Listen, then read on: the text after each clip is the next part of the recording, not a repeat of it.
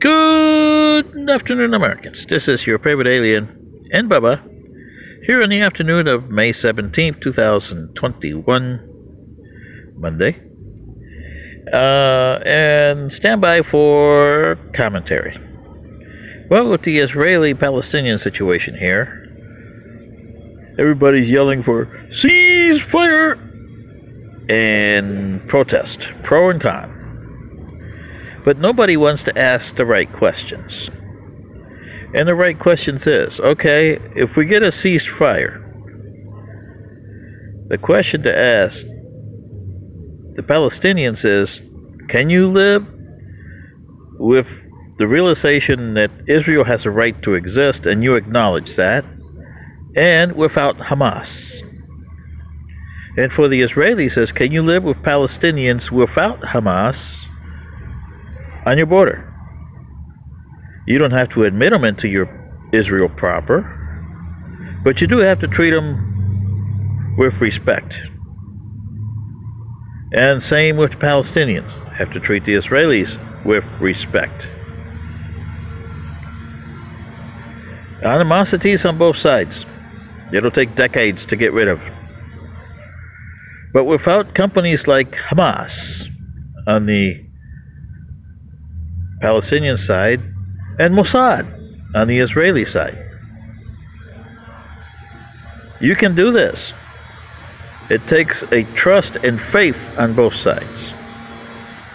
But the problem is, I would want to see a vote from the Palestinians on the West Bank. Do you want to be a separate, or do you want to be with the Gaza Strip?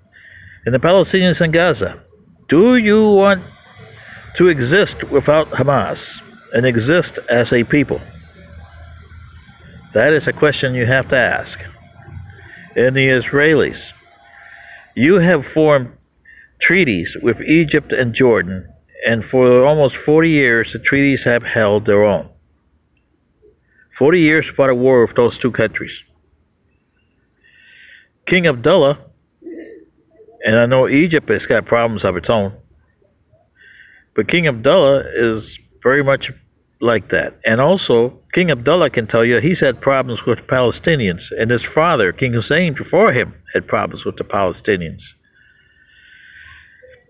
And they're going to have to be part of this solution too, because they're going to have border situation with the Palestinians, both the Egyptians and the Jordanians. With them on your side, you should be able to get these Palestinians to accept the right of you to exist as Israel, Jordan and Egypt have for 40 years. There's a lot of people in Jordan that still don't like the Israelis, but it's not 90% like it used to be. And in Egypt, it's not 90% like it used to be. And the Israelis, if they can put a foot forward, and the Palestinians can put a foot forward, are you going to put a foot forward there too? There's a lot of animosity and a lot of hatred and bad blood to eliminate here. But it's up to you. You'll need the help of the Jordanians and the Egyptians. And the Palestinians have got to decide, the West Bank, whether they want to be a separate or be united with the Gaza West Bank, with the Gaza Strip, and the people in Gaza. Do you really want to be vassals of Hamas? Because that's what you are. Hamas is your overlord. Do you really want to be that? Or do you want to have a faith that you can put your destiny forward? If the Israeli says they will not attack you, they will not hinder you, that you can form a society that works in Gaza. Same with the West Bank. And also, with the situation with Jerusalem, I still say that the United Nations should come in this talks and make it a Terran city, because it deserves to be a Terran city. It belongs to nobody. It's not supposed to be a capital of nothing.